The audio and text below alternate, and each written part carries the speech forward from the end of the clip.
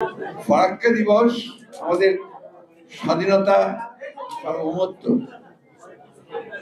এই জাতির উন্নয়ন, মানুষের জীবন জীবিকার প্রশ্নে অত্যন্ত গুরুত্বপূর্ণ একটা দিন। গুরুত্বপূর্ণ এই জন্য যে এই দিন এই দেশের আরেকজন মহান নেতা, যে এই ভূখণ্ডের মানুষের স্বাধীনতার জন্য, তাদের কল্যাণের জন্য, তাদের মুক্তির জন্য দীর্ঘ সংগ্রাম করেছেন। ব্রিটিশ সাম্রাজ্যের বিরুদ্ধে করেছেন, পাকিস্তানের বিরুদ্ধে করেছেন এবং বাংলাদেশের সমস্ত অন্যায় অবিচারের প্রতিবাদ করেছেন। সেই মৌলানা আব্দুল হামিদ খান ভাসানী এই দিন তার যে স্বভাবজাত যে অন্যায়ের বিরুদ্ধে প্রতিবাদ করা, দেশকে রক্ষা করা, এই দেশের মানুষের স্বাধীনতাকে রক্ষা করা, সেই প্রশ্নে তিনি জনগণকে সংগঠিত করে তিনি ফারাক্কা মার্চ করেছিলেন। এই মার্চের মূল লক্ষ্য ছিল, তিনি জানতেন যে এই মার্চ করে ফারাক্কাবাদকে ভেঙে দেওয়া যাবে না, কিন্তু এই মার্চ করে সমগ্র পৃথিবীর দৃষ্টিকে আকর্ষণ করা যাবে এবং সেই দৃষ্টিকে আকর্ষণ করে তখন এটা সত্যিকার অর্থেই আন্তর্জাতিক একটা ইস্যুতে পরিণত হয়েছিল। আপনার বক্তারা সবাই বলেছে, আপনারা সবাই জানেন যে গঙ্গা বাঁধের উপর বাঁধ নির্মাণের পরিকল্পনা বহু আগে থেকে শুরু হয়েছিল। এই সেই চিন্তা ছিল, পরিকল্পনা ছিল এবং ভারত সেই পরিকল্পনাকে বাস্তবায়িত করার জন্য পাকিস্তানের আমলে এই কাজটি শুরু করেছে। তখন পাকিস্তান সরকার বাধা দিয়েছিল এবং তারা প্রতিবাদ করেছিল। পরবর্তীকালে এটা নির্মিত হওয়ার পরে এর পানি বন্টন নিয়ে যে সমস্যার সৃষ্টি হয়েছে, সেই সমস্যাকে সমাধানের জন্য দুর্ভাগ্যজনকভাবে আগের সরকার তারা সেই উদ্যোগ নিতে পারেন। এটা খুব স্বাভাবিক ছিল এই জন্যে আগের সরকার নিজেদেরকে মনে করতেন যে তারা ভারতের কাছে অনেকখানি ঋণী এবং তারা তাদের কাছে সেই অনুগ্রহ আশা করত। পরিবর্তন হওয়ার পরে মৌলানা আব্দুল হামিদ খান ভাসানী যখন এই বিষয় নিয়ে তিনি আন্দোলন শুরু করলেন, মার্চ করলেন, তখন তৎকালীন সরকার, জনগণের সরকার, তার যে জনগণের প্রতি ভালোবাসা, যে ভালোবাসার কারণে তিনি তার যে নিজস্ব যে দায়বদ্ধতা, যেখান থেকে তিনি 1971 সালেও স্বাধীনতা যুদ্ধ ঘোষণা করেছিলেন, সেই কারণেই আবার এই ফারাক্কা গঙ্গার পানি বন্টনের ব্যাপারে তিনি উদ্যোগ গ্রহণ করেছিল তার সরকার।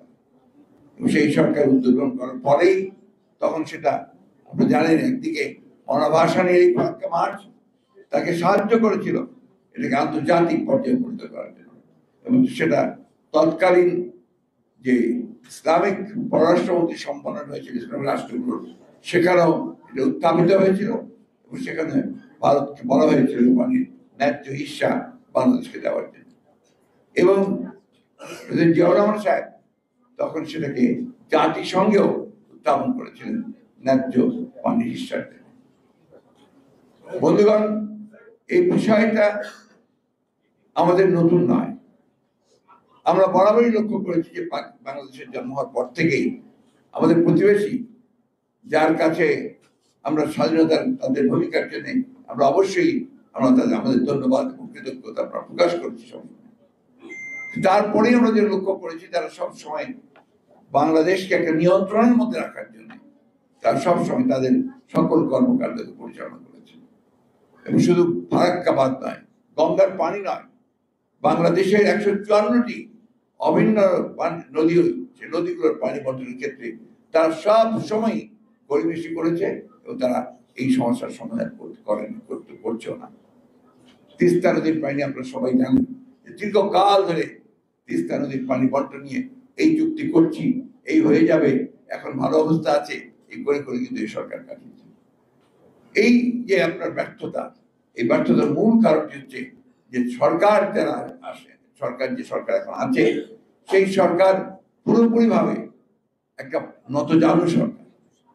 তারা কখনোই বাংলাদেশের জনগণের স্বার্থে সে একটা প্রকৃত স্ট্যান্ড নেওয়া, সেই স্ট্যান্ডটা তারা নিতে ব্যর্থ হচ্ছে কারণ তাদের কাছে অত্যন্ত দুর্বল। আপনারা এই বিষয়গুলো আলোচনা করেছেন, আমি সে আলোচনা যেতে চাই না। আমি যে কথাটা বলতে চাই সে কথার মূল কথাটা হচ্ছে যে বাংলাদেশের মানুষকে তার অধিকার আদায়ের জন্য তার নিজেকে নিজের পায়ে দাঁড়াতে হবে। আমরা আমাদের গণতান্ত্রিক অধিকারকে হারিয়ে ফেলেছি। সেই গণতান্ত্রিক অধিকারকে ফিরে পাওয়ার জন্য আমরা সংগ্রাম করছি, লড়াই করছি। আমরা সকল রাজনৈতিক দল, এখন প্রায় বহু রাজনৈতিক দল, আমরা একসাথে সেই সংগ্রাম করছি আমাদের গণতান্ত্রিক অধিকার ফিরে পাওয়ার জন্য। এই জন্য আমাদের অনেকেই প্রাণ দিয়েছেন, আমাদের অনেক নির্যাতন নিপীড়ন সহ্য করতে হচ্ছে।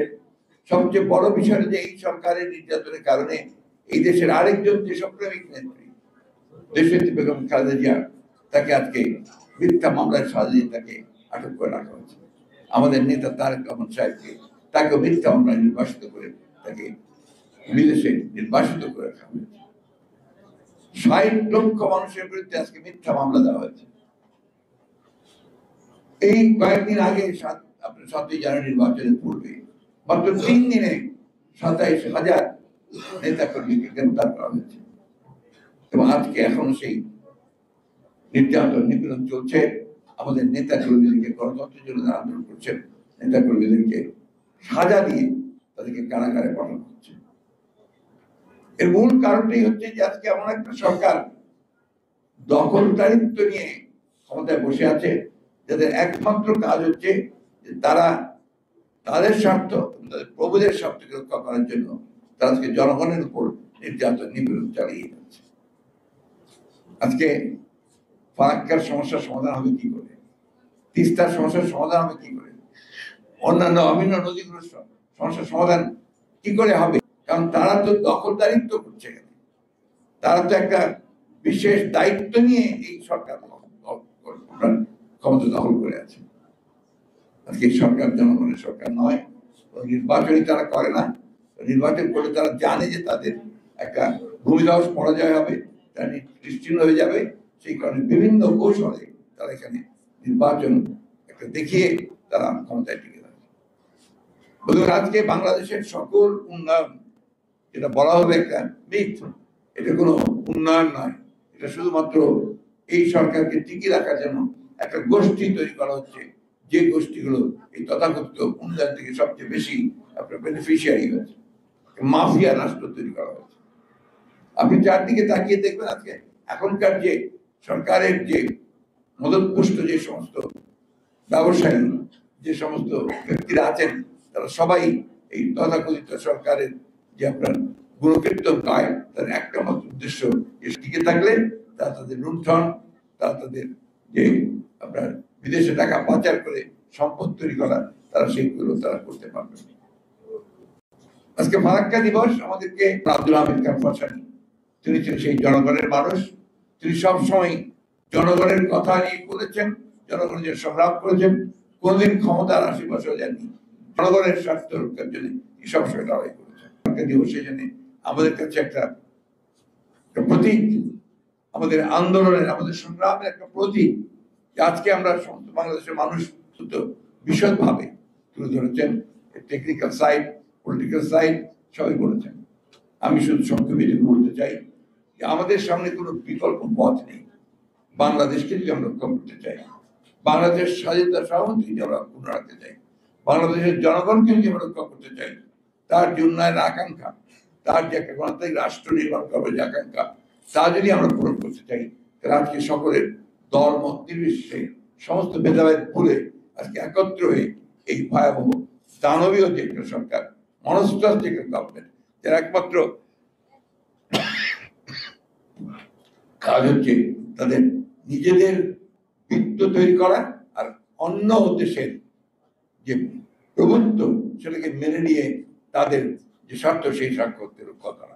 আজকে আমাদের স্বার্থে আমাদেরকে ঐক্যবদ্ধ হতে হবে, আমাদেরকে কেউ করে দিয়ে যাবে না, আমাদেরকে নিজেকে সেটা করতে হবে। এই কথা বলে আবার আপনাদেরকে ধন্যবাদ জানিয়ে আমি হোসেন শরীফ বক্তব্য দিয়ে বক্তব্য শেষ করছি। ধন্যবাদ।